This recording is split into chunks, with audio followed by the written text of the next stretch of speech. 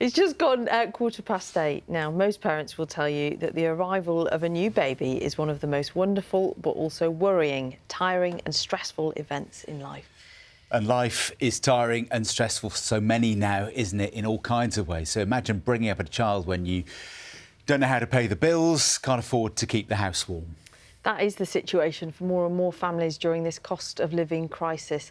And that's when so-called baby banks come into their own. Breakfast's Jane McCubbin has been finding out more. Katie, how many referrals have we had this month? 50. That's a month-on-month thing now. So many people go through the same thing, but you always feel shame.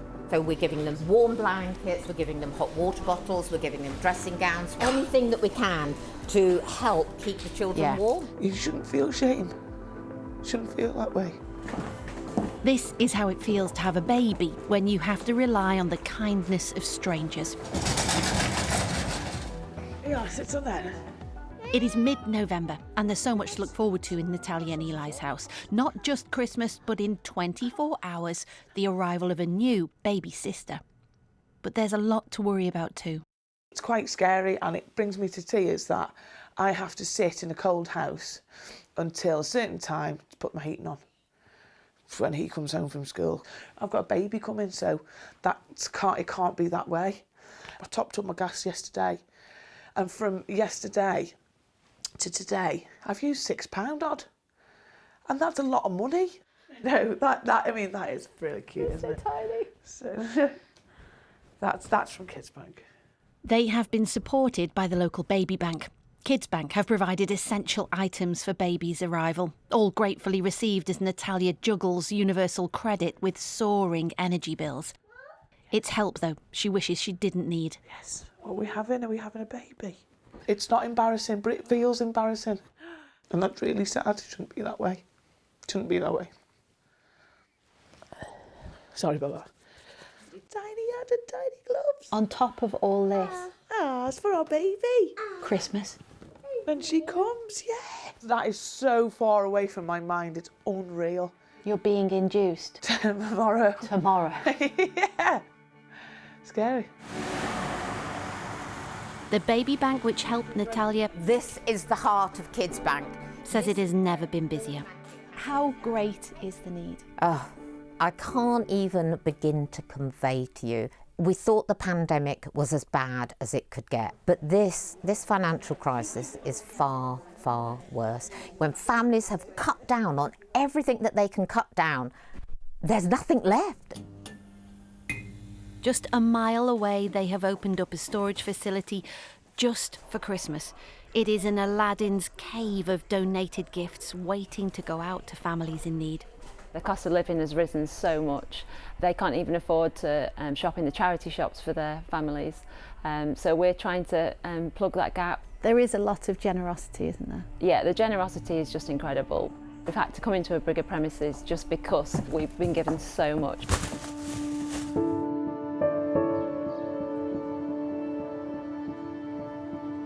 Six weeks after I first met Natalia and Eli, we return. It is -4 outside. Hello, yo. How are you? This is Maisie. 6 weeks, Tuesday. Oh my goodness, and how have those 6 weeks been? Oh. Lovely, because it's nice new mum. Yeah, of But at the course. same time, it's exhausting. The tree is decorated, the house is warm. But this is what constantly invades Natalia's thoughts. You're monitoring all the time. all the time. And then you think about how many days away you are from a pay. 28th is my payday. 28th, you might then have a cold Christmas. Yeah, there could be, but there won't be. That means me holding back on other things. Like what? Well, food for myself. Yeah. Are you eating properly? Not great. I'm not, but Eli will be, and Maisie will be fine. But you're breastfeeding and you need to look after yourself. Yeah. She has turned to Citizens Advice for heating vouchers and the baby bank for support. You would have been lost, absolutely lost without them. KidsBank are amazing. Absolutely, they're all angels there. But it's frightening and scary. It's not a nice feeling at all. No. You've got a little friend here. Christmas is all young families want to think about at this time of year, but this year, that is harder than ever. Hello. They have no option, though, but to cope. Be all right, because you just have to be okay. You have to. Yeah. Jay McCubbin, BBC News. Oh, thank you to Natalia and Maisie for sharing their story with us. We're joined now by Kathy Pettingale, who you saw in Jane's report. She's from the charity KidsBank and joins us now. Hi, good morning, Kathy. Thanks for chatting to us. How typical is Natalia's story from the mums that you're helping and hearing from on a daily basis? Yeah, I would say Natalia represents many thousands of mums and actually dads as well, right across this country. Families are struggling in a way that we have not seen before. And as I had said in your report, we thought that COVID was as bad as it could get, but this is something else. The fear in families is palpable. And what is it that people are struggling with the most? Is it bills at home? Is it just putting stuff on the table? It's all of those. It's all of those things. It's the worry about how they are going to provide for their children, the worry about where the next thing that they need is going to come from. And it's not just families who historically have been on benefits. It's working families. We start to see more and more working families. And this isn't just a new thing. This isn't happening just now. Back in August, I was approached by a mother who explained that her son worked for the NHS and he had 2 children. He wasn't on any benefits. Could we help him? He couldn't afford to buy things for the children. And of course we could. Of course we could. You don't need to be on benefits for a baby bank to help you. But can you cope with the kinds of numbers that are now coming to you? This has been difficult. This has been really difficult because up until maybe mid-December, we had just about coped, but we actually ran out of clothing for certain ages and we couldn't help. I had one mum, she messaged me and she was really grateful for everything that we'd sent, but she said, did you forget to add a coat for my daughter? She's 8. We didn't have a warm coat to send her. We ran out. Demand is outstripping supply.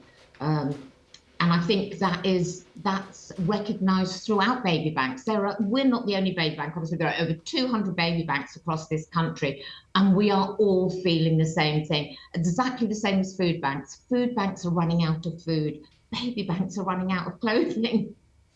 I mean, trying to think, when did baby banks become a thing? I mean, how long have we had baby banks? Do you know, some of them have been going for about 10 years.